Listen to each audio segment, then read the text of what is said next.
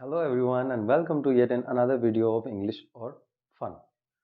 तो आज के वीडियो में हम बात करने वाले हैं पढ़ाई कब और कैसे करनी चाहिए। क्योंकि आप सबके हाफ ईयरली एग्जाम्स आ रहे हैं तो मैंने सोचा कि एक वीडियो में इसी के ऊपर बनाता हूँ कि पढ़ाई कब करनी चाहिए और कैसे करनी चाहिए। तो इससे पहले कि मैं वीडियो शुरू करूँ, सबसे पहले तो thank you so much to my 300 family. आज 300 सब्सक्राइबर्स कंप्लीट हो चुके हैं, so thank you so much you guys all. Thank you so much, I am so happy. So आइए स्टार्ट करते हैं हम आज का वीडियो।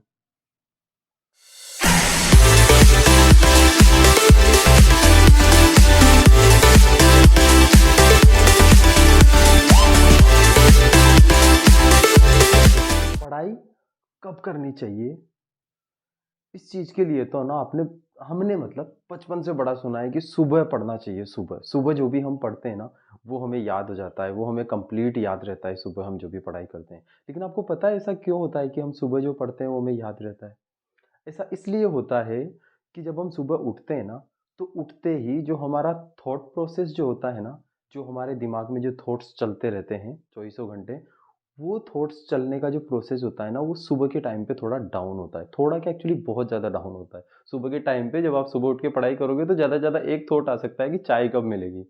जोक्स अपार्ट, तो ज़्यादा थॉट्स नहीं आते हैं सुबह के टाइम पे जब आप उठते हो तो। और ज़्यादा थॉट्स अगर आपके माइंड में नहीं होंगे तो आप बहुत अच्छे से कंसंट्रेट कर पाओगे।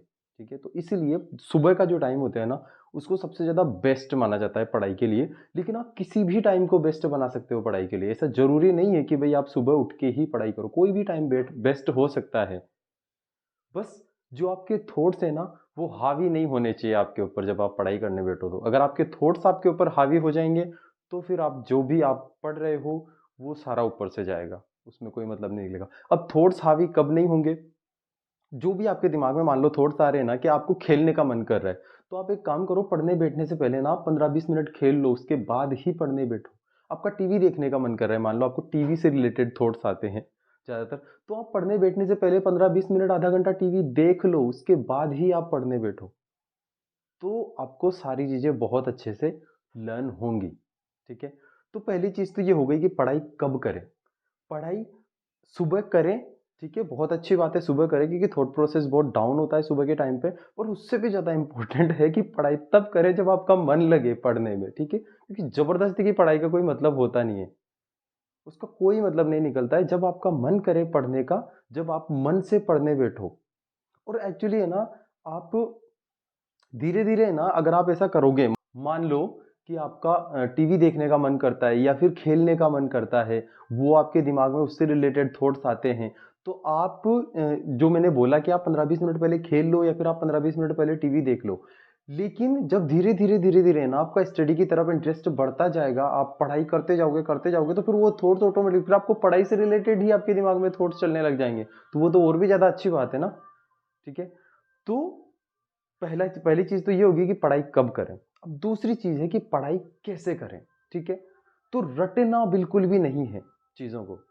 किसी भी सब्जेक्ट में आप रट के कोई मतलब नहीं है, समझना ज्यादा इंपॉर्टेंट है। अब समझने के लिए हमें क्या करना चाहिए? एक्चुअली मैं एक फॉर्मूला अपनाता हूं, मेरा पर्सनल है, ये मैं आपको अभी बताता हूं। CCD, लर्न करने का तरीका। क्या होता है CCD?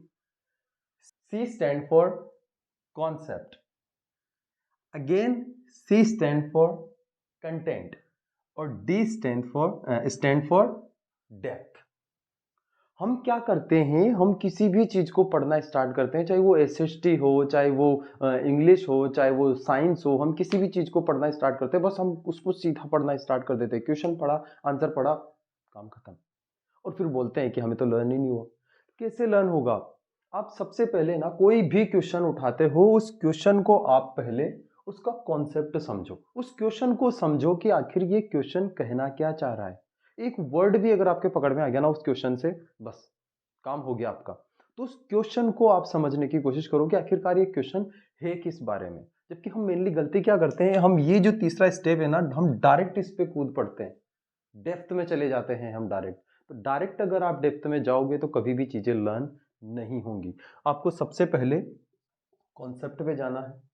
जब आप समझ जाओ कि ये जो क्वेश्चन पूछा जा रहा है, हाँ, ये इस बारे में पूछा जा रहा है, उसके बाद में आप जाओ कंटेंट पे। कंटेंट कंटेंट क्या होता है कि उस क्वेश्चन के अंदर है ना क्या क्या पॉइंट्स हैं, क्या क्या हेडिंग्स हैं। आप एक बार पहले उन हेडिंग्स को देखो कि उस क्वेश्चन के अंदर क्या क्या हेडिंग्स हैं। जब मान लो 4 हेडिंग है, 5 हेडिंग है, 4 पॉइंट है, 5 पॉइंट है, आप उनको देख लो। देख लो क्या, एक्चुअली उन 4-5 पॉइंट को आप लर्न कर लो, उनको बिठा लो दिमाग में कि हाँ इस क्वेश्चन के अंदर ये 4 से 5 पॉइंट है। ठीक है, उसके बाद जाना है आपको डेप्थ में।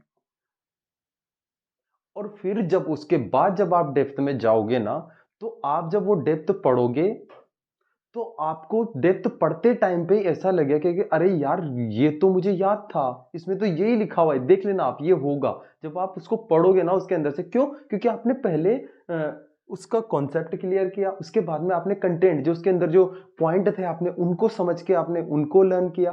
तो जब आप डेप्थ में जाओगे तो आधी चीजें तो आपको ऑलरेडी ऐसी मिलेंगी कि आपको ऐसा लगेगा कि यार ये तो मुझे ऑलरेडी याद है। और उसके बाद में जब आप उसकी डेप्थ को जब आप रीड करोगे, मतलब वो पॉइंट्स के अंदर का जो मटेरियल होता है, जब आप वो रीड करोगे, अगर एक बार में आपका वो क्वेश्चन क्लियर नहीं हो जाए तो गारंटी है मेरी। ठीक है, तो ये है मेरी तरफ से हाफ ईयरली से पहले की पढ़ाई कब और कैसे करें। एक बार आजमा के देखना ये फॉर्मूला, आई प्रॉमिस यू काम करेगा। ठीक है ना? सो थैंक यू सो मच, आज के लिए इतना ही। Bye bye. और हाँ, अभी तक भी वैसे 300 कंप्लीट हो गए, लेकिन 300 काफ़ी थोड़ी है, तो अभी तक भी जिन्होंने सब्सक्राइब नहीं किया है वो प्लीज़ प्लीज़ चैनल को सब्सक्राइब कर लें। और मेरी अगर ये आज की जो इन्फॉर्मेशन है स्टडी और एग्ज़ाम से रिलेटेड, अगर ये आपको अच्छी लगे, अगर ये आपके लिए इन्फॉर्मेटिव हो, तो प्लीज़ इस वीडियो को लाइक ज़रूर करना। Bye bye.